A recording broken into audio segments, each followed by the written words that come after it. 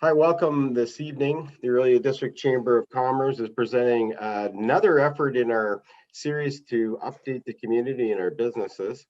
Tonight, we're joined by Associate Minister of Small Business and Red Tape Reduction and MPP for Brampton South, Singh-Sarkaria. So much for having me. An absolute pleasure, Alan, and the entire team.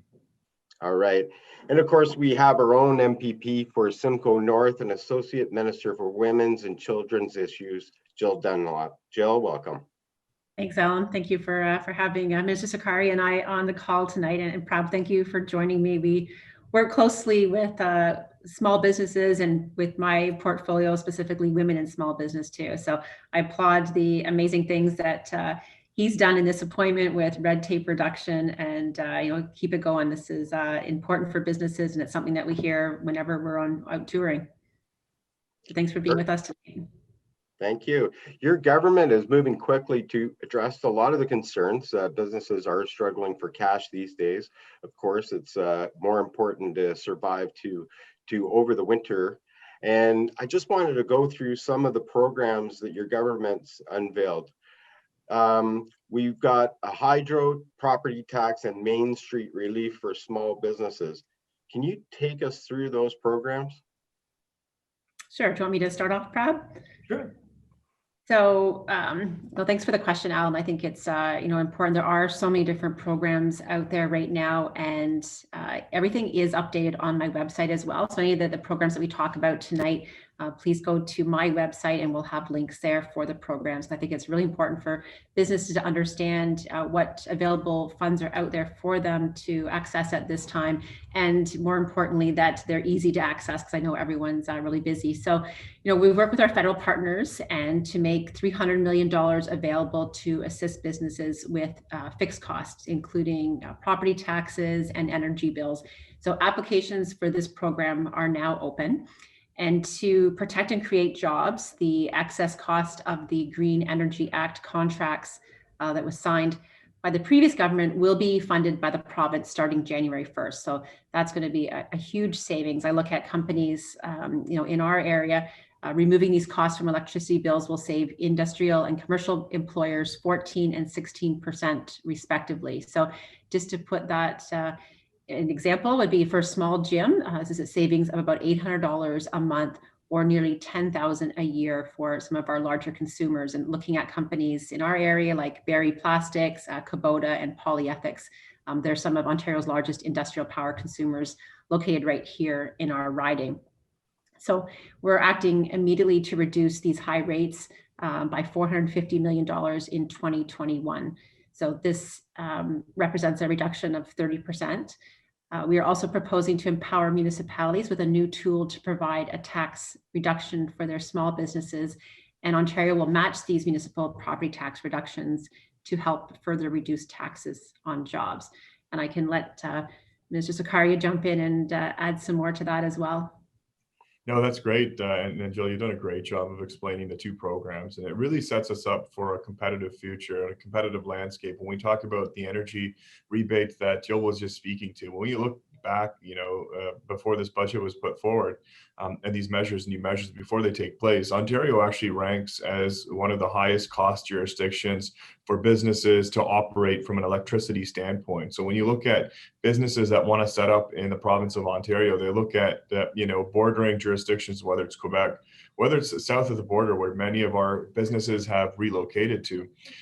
These measures that we're putting forward are going to significantly make Ontario more competitive and lure in more investment and better paying jobs for the people of this province and regions across Ontario. So very proud of this. And I think this is really a big game changer for so many of the industrial, manufacturing, commercial base in the province.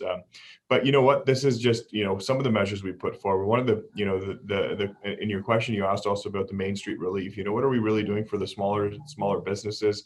There's been a ton of supports that have been put out since the onset of the the pandemic, we look at programs like Digital Main Street, $2,500 grants for the smaller businesses to be able to pivot digital. But one of the things that we put forward just a couple of weeks ago was the Main Street PPE grant.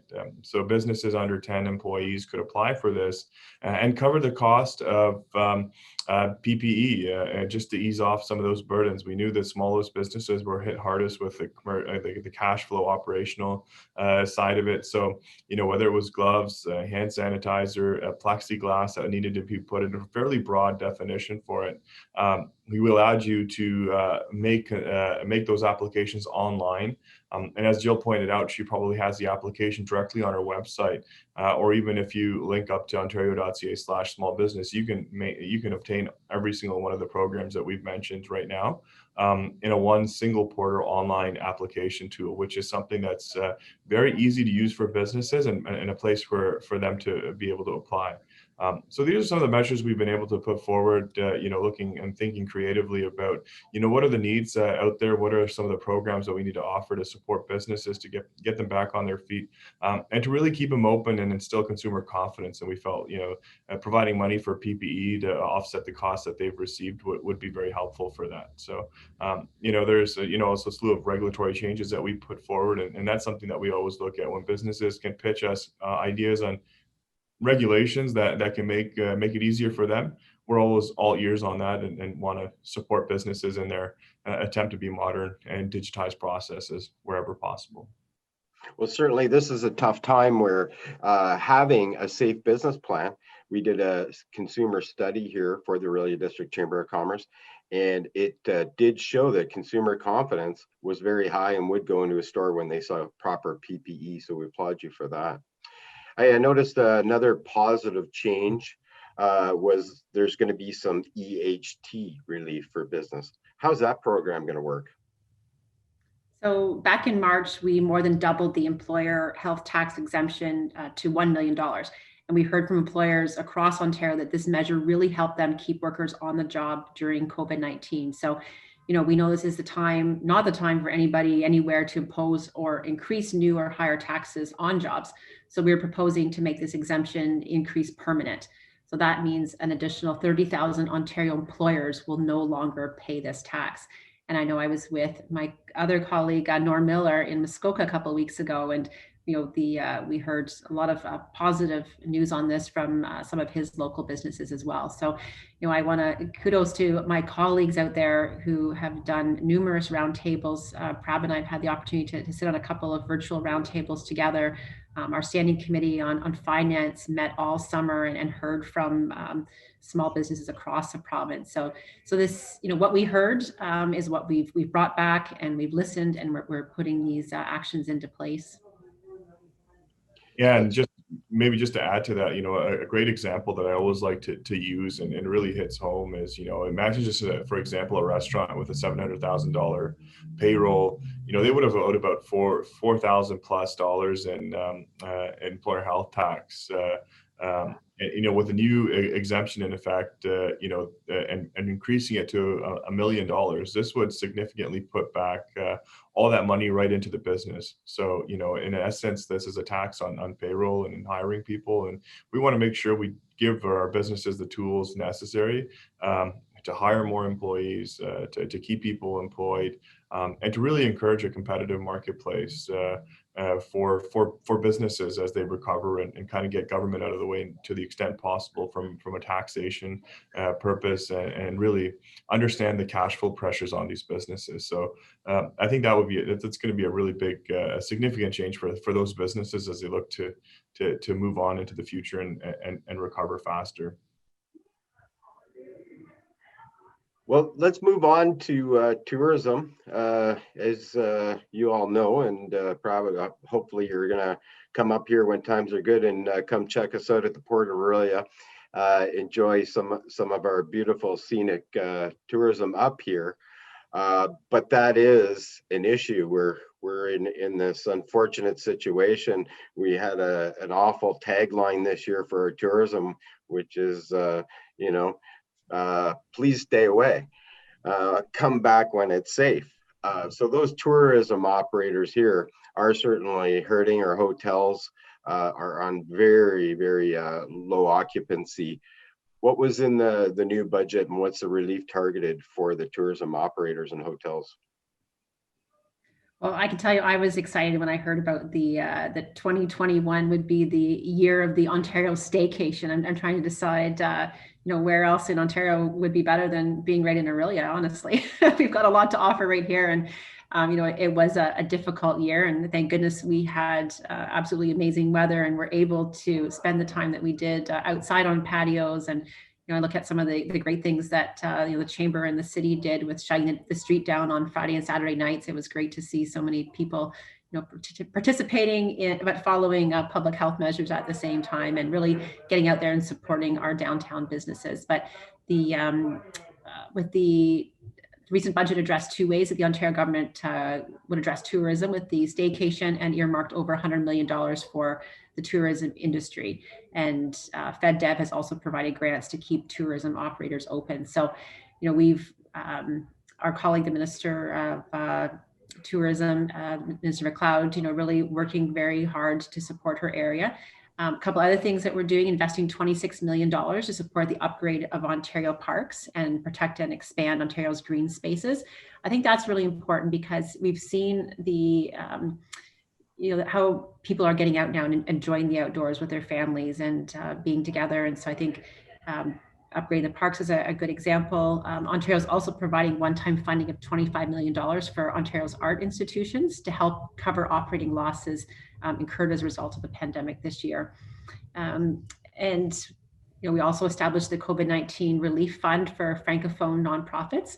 We do have a large Francophone population in our area, so this will help to ensure that Ontario's Francophone population is contributing and helping those French-speaking communities. And this on top of the supports for the small businesses that's in the budget that Minister Sarkaria has put in place. So Minister Sarkaria has had a chance to visit our area once. I think that might have been spring a couple of years ago when we had a round table in the area, but definitely need to come back, because it will be another fantastic year. And I know we're working with the ski hills right now to ensure that they're able to open and follow those same public health measures too. So tourism in our area will continue, and let's continue to keep those numbers low and safe. And just to add on to that, maybe very quickly, I can't begin to, understand the significant challenges that tourism operators, those in the hospitality, the hotels, this was one of the toughest summers probably for them, or even, as they build up into summertime to pay even expenses over a slower winter in some areas of the province, at least. But I think this is why, and trying to encourage people to get out, in the staycation tax credit, $150 million investment is going to be huge for these, for areas like Orillia and the surrounding areas, because it will really drive a lot of, people to really discover Ontario. 20% of your eligible tourism expenses can be credited. So that's a significant saving, and it's something that's really going to spur growth within Ontario.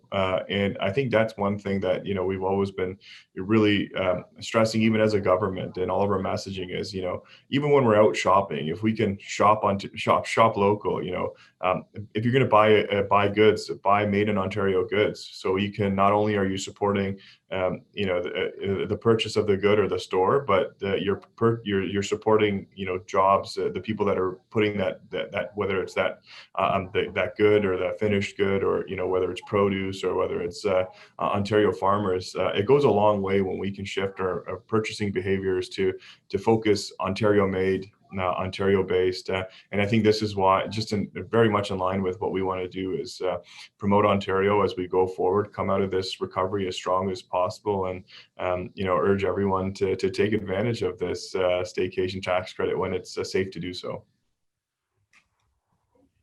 That's perfect. We do have a great area, and once we recover, we have to get back to getting people here from all places. But right now, it's so important to stay safe and not travel. We're seeing a lot of people come up here, but we're not seeing a lot of people staying here. So hopefully that staycation credit will help. I'm going to move on to broadband internet. Aurelia has been very fortunate with Rogers and now with Bell Fiber to have very strong internet. Of course, Aurelia and Lake Country in the district in our area is Ramara, Severn, Oro-Medonte, and Rama First Nation. In your proposed plans, what does the Lake Country portion of Aurelia have to look forward to in upgrades? Certainly, we've got excellent internet here, but in the outlying areas, it's not so great.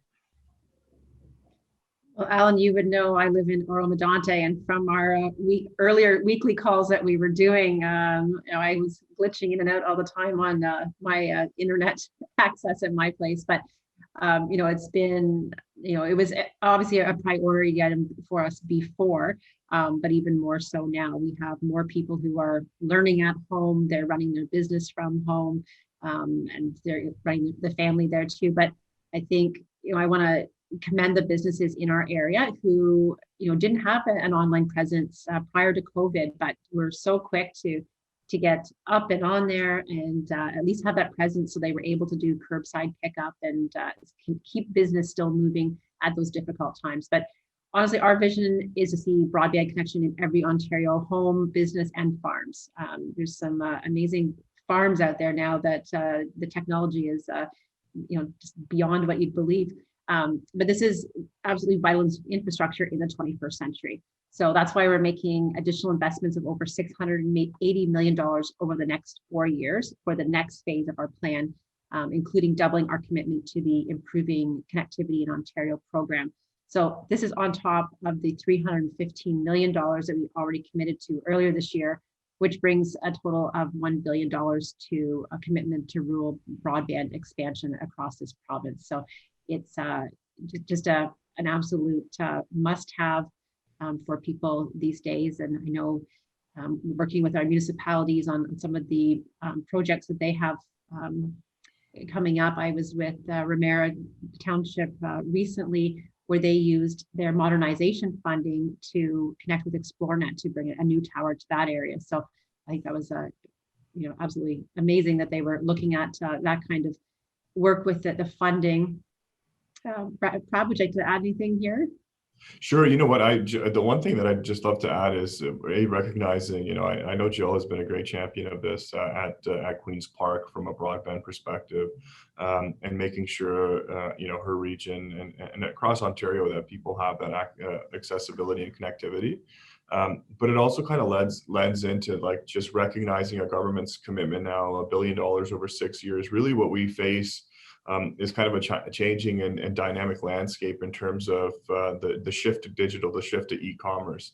And one of the programs we brought in as a government was the Digital Main Street program, $2,500 grants to help those businesses, a lot of which are, outside the GTA, the rural communities, smaller communities, really pivot to a digital presence. So they could have the capabilities that that allow for people to purchase online, or allow them to have a shipping and receiving kind of software, or a point of sale software that they might not have had before. So easing kind of those abilities, but on top of that, there's varying levels of that Digital Main Street program. We set up digital service squads to help businesses, even if they didn't have websites. We hired about 1,400 students across the province to help businesses free of cost. Whether it's digital marketing has become a huge thing. So for example, when we're scrolling through our Facebooks or social media, we always see the new way of advertising. You see it right on your phone, and these programs are set up to help those businesses be able to capture into that marketplace. So, recognizing how important broadband is, and then, the government also supporting those businesses in their attempt to go online, I think is critical and vital for business survival over the next couple of years and months as we shift into a bit of a different, I think, landscape. And that's why we really want to be there to help support those businesses and encourage more investment from a broadband perspective, as Jill mentioned earlier. Okay, there you bring up a good point. We get a lot of feedback from that. Your address does not have to be Main Street specifically to qualify. Is that right? That is correct. There's been various programs that have been launched previously, and within this program, so it's evolved. This is now the largest investment ever for a business to go digital. And there's different types of programming within each of these businesses. So you've got the $2,500 grant, then you've also got the digital marketing side of it, future proof, then you've also got the advanced consulting side of it. So various programs are now launched under this program. So if sometimes in some cases you might not have qualified a year ago, but now with the additional funding, $57 million, you would be able to potentially qualify this time around. And your old application's still on? I looked on your website. It said you can continue with the old application. Is that correct? And that's correct. In some circumstances, you might need to start a new one depending on the programming, but we'd be more than happy, through Jill, to, if there's any specific questions for a business owner from our office, happy to, liaison with you on any specifics and get those solved if anybody's having any issues. We want to make sure we get as many businesses as possible online for this. Now, Minister Sarkaria, Erica had actually let me know on Twitter that you were trying to champion capping delivery fees for food companies. Restaurants are struggling and have to pay so much for these online apps. Tell us what you're proposing on that. Well, this has been an issue that has come up quite a bit for restaurant owners across the province. So we've tried to take a fairly measured approach on this because there's a couple of things that we really want to be aware of, when we bring forward a policy like this, is making sure initially that there isn't any unintended consequences from regulation that the government puts forward. So we didn't want to see any delivery zones change. We didn't want to see the drivers get receive a significant financial hit for doing any, for these measures that have been brought in. So, the Premier had been fairly vocal on it to make sure that businesses across these service providers were able to come in compliance. Now, there are some that came into compliance voluntarily, and I don't mind mentioning the name of it. Skip the Dishes is one for independent restaurants that has come down significantly, beating significantly, so they'd be in compliance. The other ones will also come in compliance. But what we recognized is this used to be just one form of a revenue source for many of these restaurants. And for many of them now, especially, in the red zones that we have here in some parts of the province, or even lockdown zone, it is now the only source of income. So, these are time limited proposals that we have put forward, but we really hope that the industry can come together and support our restaurants that have really, faced a significant brunt of the COVID pandemic. And we really always need to, pull in, and those who can, I urge them to order takeout when possible. Go to a local restaurant, go pick it up, and let's support our local restaurants get out of it. Because I've heard the stories. I've been on the roundtables listening to restaurant owners from across the province, and they're really hurting. And we're going to try to do anything and everything we can to get them back on their feet. Well, speaking of pickup, Mr. Dunlop, we've had a lot of conversation about curbside pickup, and I know you've been a big proponent of shop local. As we move into, and possibly if we moved into a red zone here, there was some confusion, and businesses wanted to know, could I continue to run my business no matter what if I provide a safe curbside pickup? What's the answer on that? Yes. So you'll see right now, Prabmeet mentioned the gray zone. So the lockdown area, which Simcoe and Muskoka District Health Unit, we're still in the orange zone. So orange, red, then gray. So in Toronto and Peel right now in the gray zone with the lockdown, they are still allowing curbside pickup at non-essential businesses. So we still have a ways to go in our area. I hope we don't ever leave the orange and we just get better. But if it were ever to get to that point, curbside pickup will be delivered.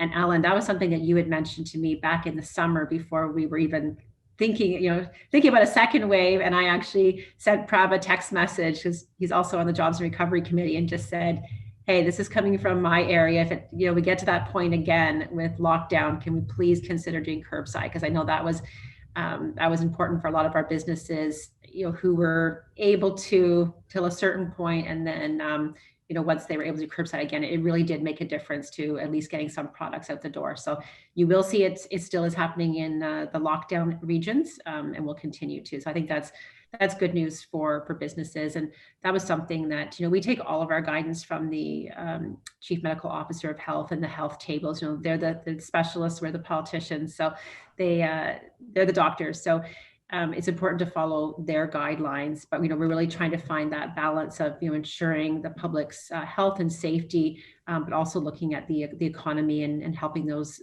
small and medium-sized businesses continue to work at this time and keep their doors open, or at least keep the curbside deliveries open. Well, I hope after the pandemic's over that we still have curbside pickup, because I've enjoyed that in a number of situations, just to grab what I need on the way home. It almost represents a way of slowing down the role of the big online retailers that don't create jobs, don't pay taxes in our local area, don't pay property taxes, health tax, and education tax. So I'll step down off of that soapbox. I think people have been enjoying the curbside pickup, but I've noticed, at some of our own businesses, how they, quickly adjusted to, make that an option for people to come in, order ahead online or call in and pick it up. And I was even in Midland this weekend, and I know we have a beautiful new Canadian Tire in Aurelia, but I was at the Midland store doing a food drive, and they're putting an addition on next year, and they're doing the same thing. They're going to have a special pickup area too. So it's something that had changed with the pandemic, but I think it's something that people do appreciate and want to continue. Perfect. Minister Sarkaria, was there anything that we missed, important highlight for business? Well, the one thing that I can, really want to stress, and it kind of leads into what Jill was just speaking about, and Ellen, what you were speaking to is, and we spoke about very briefly earlier, is just shopping local and really shopping within our communities and supporting those local business owners that are, have been really struggling during this time. And I think if all of us can collectively make those conscious decisions to support local, it's very easy to order online from some of our larger online distributors, but why not go out to our shops where we know we're right in the community. Let's support them. Let's try to purchase goods from them.